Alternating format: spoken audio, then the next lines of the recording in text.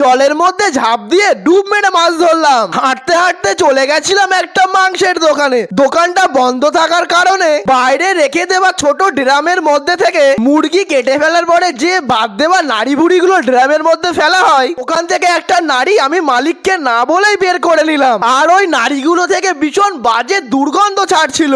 বাঁশ গাছ থেকে একটা কঞ্চি কেটে সেই কঞ্চিটাকে একটা সিপ তৈরি করে নিয়ে দুটো বসি সেই সিপের সাথে ভালো করে সেটিং করে বেঁধে ফেললাম। কারণ সিপটা ভালো করে তৈরি না করতে পারলে মাছ উঠেও সেই সিপে থাকবে না। সিপ হাতে চলে গেছিলাম নদীতে গিয়ে দেখি নদীতে বৃষ্টি হবার কারণে পুরো কানাকানি জল জমে গেছে। মুরগির নাড়ির মধ্যে থেকে ময়লাটাকে ফেলে দিয়ে নাড়িটা ভালো করে ধুয়ে নিয়ে বসিতে ভালো করে নাড়িটাকে পরিয়ে ফেললাম। এই মুরগির নাড়ি দিয়ে আমি ফার্স্ট টাইম মাছ ধরছি। এটা হলো মাগুর মাছের খুবই ফেভারিট একটা খাবার। আর আমাদের এই নদীতে প্রচুর পরিমাণে মাগুর মাছ আছে।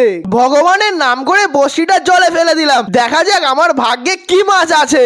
নদীর জল অনুযায়ী আমার ছিপটা অনেকটাই ছোট হয়ে গেছে। বসিটাকে জলের মাঝখানে পাঠানোর জন্য ছিপটাকে অনেক জলের মধ্যে দিতে হচ্ছে। এইবারে ওয়েট করার পালা, কখন মাছ খাবে আর কখন আমি টেনে তুলবো।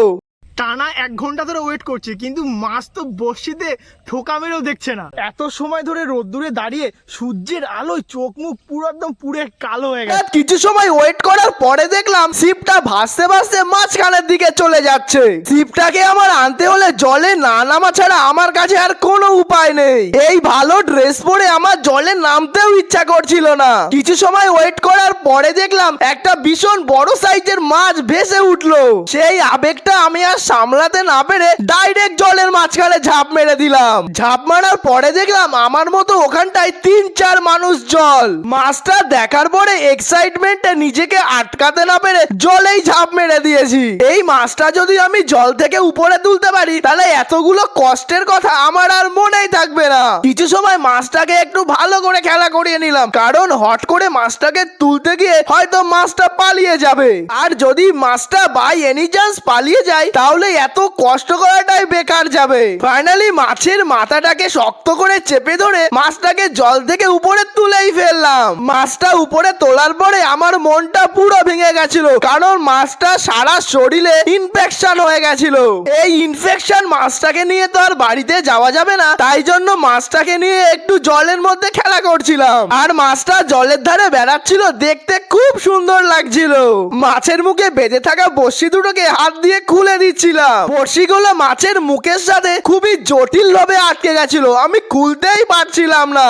যখন ভালো কোনো মাছ ওঠে তখন বড়শিগুলো মাছগুলো পালিয়ে যায়, আর এই মাছটা এই প্রবলেম বলে বড়শিটা খুলতেই পারছিলাম না। অবশেষে মাছের মুখ থেকে বড়শিটা আমি ছাড়াতে সফল হলাম। লাকটা আমাদের এতটাই খারাপ আজকে, মাছ তো এতক্ষণ সময় করে বাঁধলো, কিন্তু শুধু সারা মাছটার গায়ে পুরো ঘা হয়ে আছে। তো এই মাছ তো বাড়িতে নিয়ে গিয়ে খাওয়া যাবে না, তো জলে ছেড়ে দিতে হবে।